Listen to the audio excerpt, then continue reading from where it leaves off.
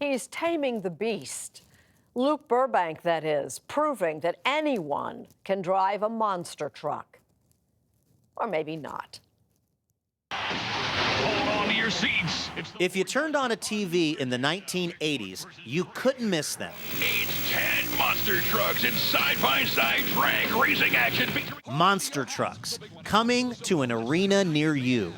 They promise to sell you the whole seat, but you'd only need the edge. It's Crash-O-Rama. And the edgiest of them all was definitely Gravedigger. Featuring the return of the baddest monster in the country, Gravedigger. Saturday night. So, when Monster Jam, the folks that owned the truck these days, gave me the chance to actually drive the Gravedigger, there was no way I was turning them down.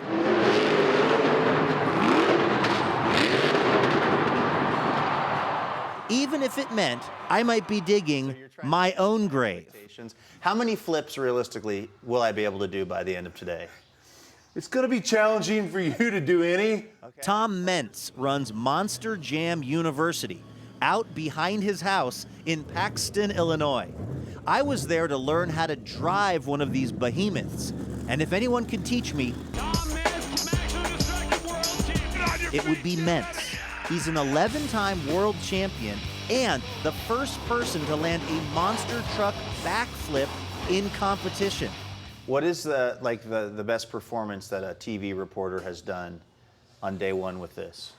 Boy, you know, it's a big learning curve. While Mentz was looking to manage my expectations, I was looking to prove I was worthy of driving Gravedigger in a real event. Is there some sort of a test I have to pass for you to feel comfortable turning me loose in a real Monster Jam event? I have to see the way you can drive, and I have to see how you listen and the way you progress throughout the day.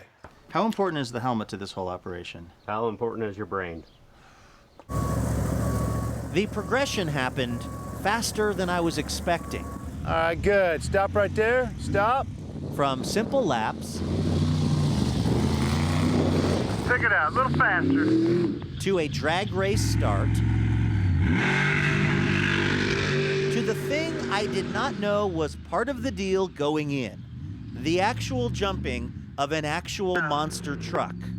Is it possible that if I do this right, I'll actually time travel? Yes. The key to staying alive, explained Coach Tom Mentz, was total commitment.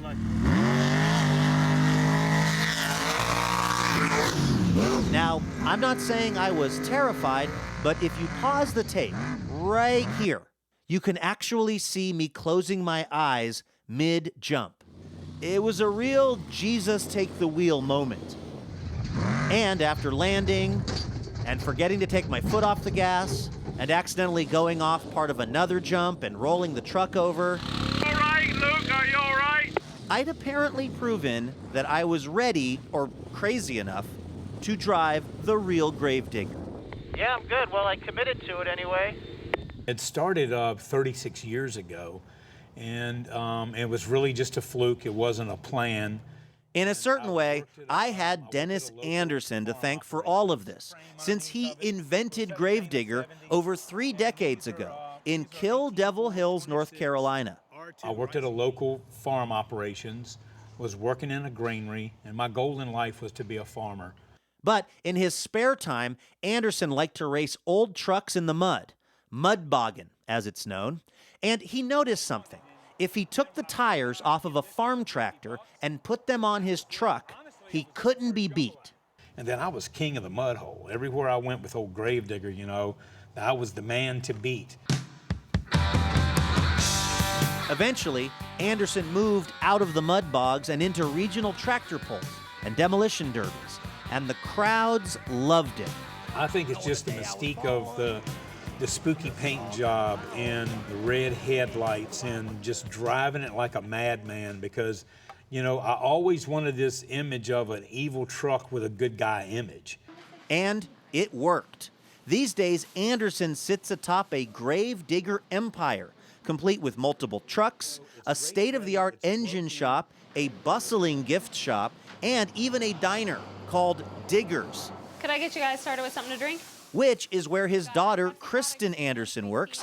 That is, when she isn't wowing crowds as one of 8 gravedigger drivers who compete all over the country and the world. It is kind of funny that people do recognize me, or they'll say that I look familiar or something like that, but it happens a lot. At least happens like a few times a day. People come in here and get pictures with me, which is actually really cool, you know, because I'm not used to that. Anderson's sons are also drivers, champions in their own right. And the trucks they drive are faster, jump higher, and are, thankfully, speaking for myself here, much safer than the original models. And all at the low, low cost these days of $250,000 per truck. Worldwide, millions of fans attend Monster Jam events, from Saudi Arabia to China to Tampa. That's where I found myself getting ready to live out a childhood dream. This is fireproof, right? Finally, the big moment had arrived. Monster Jam dance from CBS Sunday Morning. This is Luke Burbank, 8th Gravedigger. Okay, I know what you're thinking. The guy from the TV show is going really slow in that monster truck. And okay, I kind of was. But they are very hard to drive. You have to steer the front and the rear wheels independently. There are like 20 switches that need switching while you're driving. And honestly, I was just trying to not break a $250,000 vehicle. Before I knew it, it was all over. I'd survived, and maybe more importantly, so had the truck. Sunday Morning, please welcome Luke Burbank, 8th Gravedigger. Had I dazzled the crowd in Tampa? Not really, but that was okay. The real Monster Jam drivers were just getting started, and they'd have everyone on the edge of their seats. On the day I was born, the nurses all gathered round, and they gazed in wild wonder at the joy they had found. The head nurse spoke up, said, "Leave this one alone."